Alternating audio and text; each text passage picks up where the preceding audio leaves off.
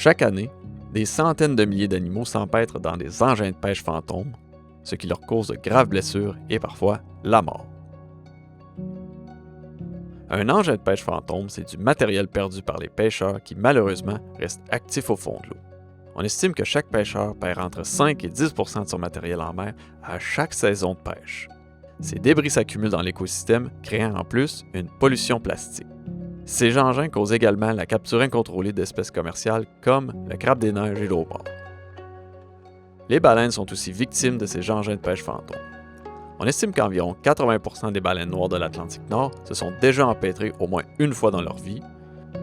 Puisqu'il ne reste qu'environ 380 individus, cette population est grandement en danger. Au Canada, les baleines noires et les baleines bleues sont en voie de disparition et protégées par la loi. Le Canada a mis en place un fonds de la nature pour les espèces aquatiques en péril, un plan d'action pour protéger les baleines bleues et les baleines noires de l'Atlantique et retirer les engins fantômes. Plus de 20 000 engins ont été déclarés perdus seulement durant les 5 dernières saisons de pêche. Vous comprendrez que, depuis le début de la pêche commerciale, des dizaines de milliers d'engins fantômes s'accumulent dans le fond du golfe du Saint-Laurent. Mérinov est le principal institut canadien de recherche, de développement et d'innovation dans le secteur des pêches, de l'aquaculture et de la transformation de produits marins, basé à Gaspé, Grande-Rivière et aux îles de la Madeleine. L'équipe de Mérinov travaille dans l'ombre, mais activement à la prévention de cet enjeu dans un projet de récupération d'engins fantômes dans le golfe du Saint-Laurent. Cette vidéo a pour but d'outiller de connaissances toute personne qui souhaiterait s'impliquer d'une manière ou d'une autre dans la récupération d'engins fantômes et de bombarder d'informations toute personne intéressée par le sujet, car une mission de récupération ne s'improvise pas simplement un beau matin. Toute opération de récupération doit débuter par la sélection de l'endroit où elle aura lieu.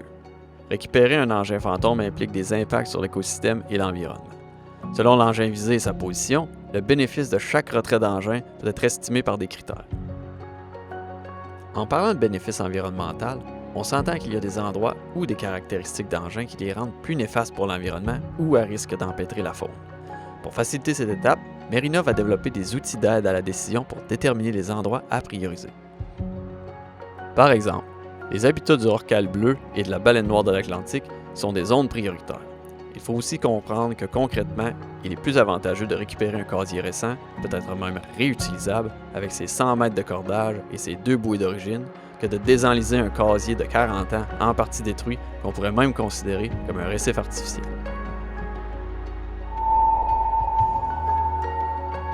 On peut commencer par une étape de détection.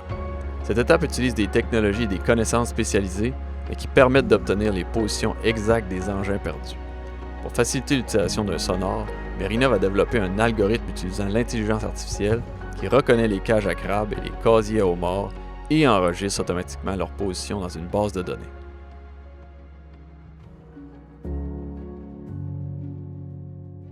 Prochaine étape, la récupération, qui doit être préalablement autorisée par le ministère des Pêches et Océans. Voici les techniques de récupération possibles qui dépendent du bateau impliqué et de son équipement. La plongée et l'utilisation de robots sous-marins ont l'avantage de détecter et de pouvoir récupérer simultanément. Par contre, ils coûtent cher et ont des limites. Il existe des techniques plus faciles qui consistent à remorquer des grappins pour capturer les engins fantômes. L'engin circulaire utilise une masse comme point de rotation et couvre une superficie circulaire. L'engin traînant est équipé de 5 grappins sur une structure qui permet de couvrir 5 mètres de largeur. Il peut être utilisé sur tous les bateaux équipés d'un système hydraulique. L'engin chalutant fonctionne sur les mêmes principes qu'un chalut tiré par des funes et tenu ouvert vers des portes divergentes. Il faut donc l'utiliser avec un bateau de type chalutier équipé d'enrouleurs. Durant les opérations de récupération, on doit récolter des données et des informations. Chez Mérinov, on fonctionne avec une application sur tablette pour documenter et rassembler toutes les informations exigées par Pêche et Océans. La profondeur, la vitesse du bateau, l'état de l'engin, sa position et, s'il y a présence d'espèces envahissantes, sont toutes des informations pertinentes qui sont demandées à la déclaration de l'engin récupéré.